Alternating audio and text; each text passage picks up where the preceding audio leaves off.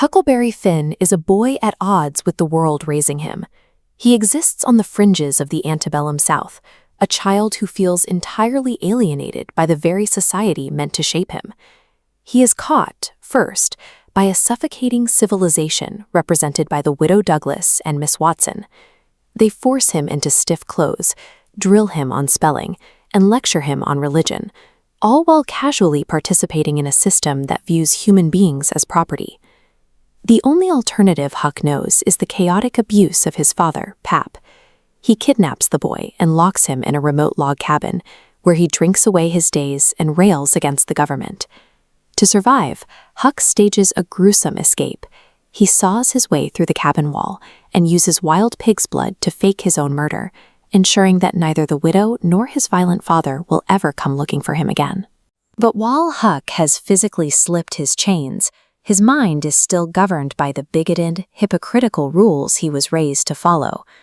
Huck flees to Jackson's Island, a lush sanctuary in the middle of the Mississippi that offers a temporary reprieve from the demands of adult society. His solitude is broken when he discovers he's sharing the island with a runaway, Miss Watson's slave, Jim.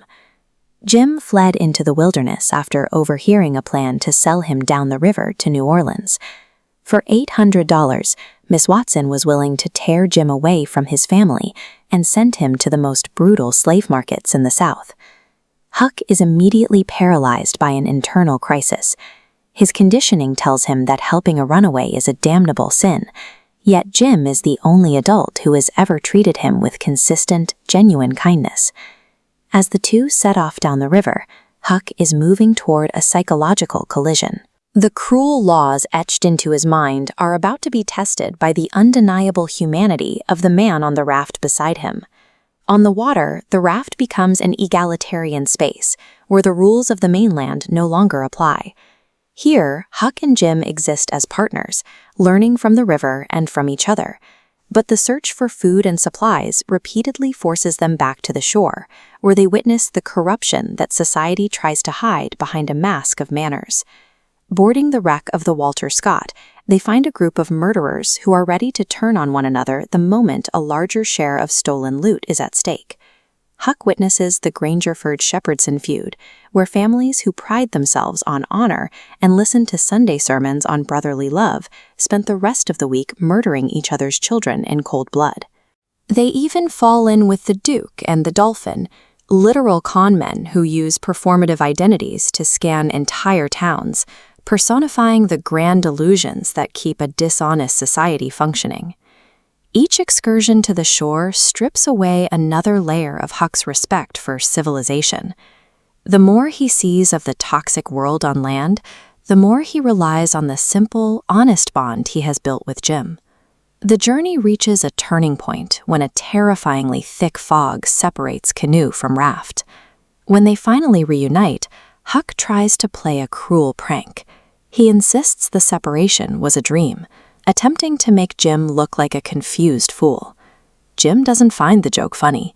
He describes the heartbreak he felt believing Huck was dead, and he rebuked the boy for treating a grieving friend like a toy. For the first time, Huck sees past the racial structure he was taught to accept.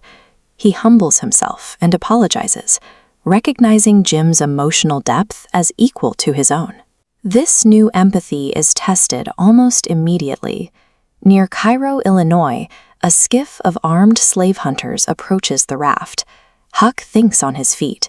He tells the men his family is on the raft and they are suffering from highly contagious smallpox. The hunters, terrified of infection, flee without checking the raft.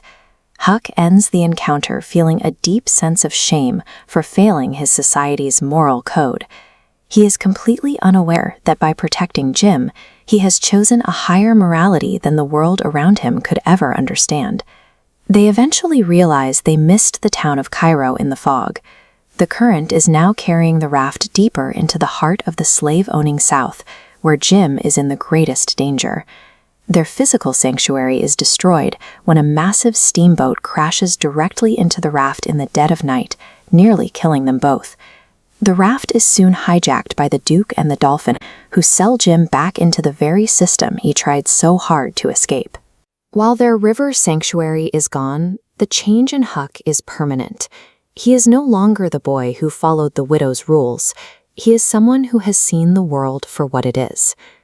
Twain used the uncorrupted eyes of a child to hold a mirror up to the absurdities of adult bigotry, stripping away the illusions of a society that claimed to be both Christian and civilized.